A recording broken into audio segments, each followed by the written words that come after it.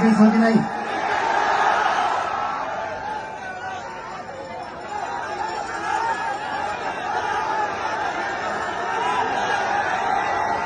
फेरि सकालै एउटा सुविधा देखाइदिए सुदूरपश्चिम बनेको देश बनेको त्यो सपना पूरा गर्ने हो र त्यो पूरा गर्ने पार्टी राष्ट्रिय स्वतन्त्र पार्टी हो।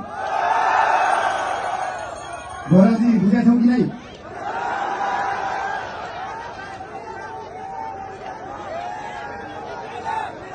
गल्तीमा पैसा नभएको विपन्न गरिबले शिक्षा पाउनु पर्यो, त्यो हो हाम्रो एजेन्डा।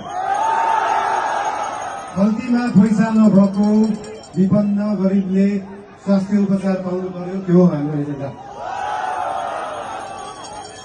2 वर्षमा बन्ने बाटो 20 वर्षमा पनि बन्दैन, 1.5 वर्षमा बन्नु पर्यो, त्यो हो हाम्रो एजेन्डा। रुखमा बाँधेर हुन्छ कि बाटोमा सुधाएर हुन्छ कि खोरमा जाकेर हुन्छ, बाटो बन्नु पर्यो।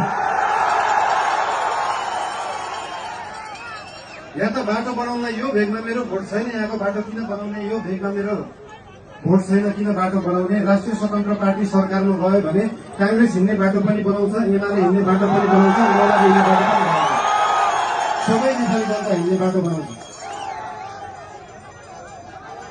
मान्छेले देशलाई स्विजरल्याण्ड बनाउनुपर्छ भन्छन्, स्विजरल्याण्डको बाउ बढी मालिका यही छ, किन बनाउनु पर्छ स्विजरल्याण्ड? स्विजरल्याण्डको पराकाष्ठ रामा रोशन यही छ, किन बनाउनु पर्यो स्विजरल्याण्ड? खप्पर नेसनल पार्क यही छ, किन बनाउनु पर्यो स्विजरल्याण्ड? हामी नेपालीहरू नाउ भएको चाल्न पाएको मान्छेहरू पर्यो, भएको चिज देखाउनै सकेका छैन, सुदूरपश्चिमलाई जोड्नै सकेका छैन। सुदूरपश्चिम त्यो दिन जोडिन्छ जुन दिन सुदूरपश्चिममा एकदम धेरै कलाकारहरू हुँदो रहेछ, 8 लाख सब्सक्राइबर भएको, 1 मिलियन सब्सक्राइबर भएको, तर त्यो गीत काठमाडौँको चोकचोकमा बज्दैन। जुन दिन सुदूरपश्चिमको गीतहरू काठमाडौँको चोकचोकमा बज्छ अनि बल्ल जोडिन्छ सुदूरपश्चिम काठमाडौँसँग। सुरुमा त गीत बज्नु पर्यो, त्यसपछि आवाज बज्छ, त्यसपछि नाक पुरा हुन्छ।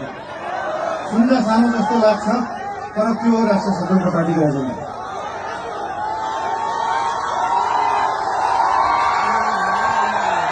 सुदूरपश्चिमलाई सुनजिक पश्चिम बनाउनु पर्यो, राष्ट्रिय स्वतन्त्र पार्टीको त्यो एजेन्डा।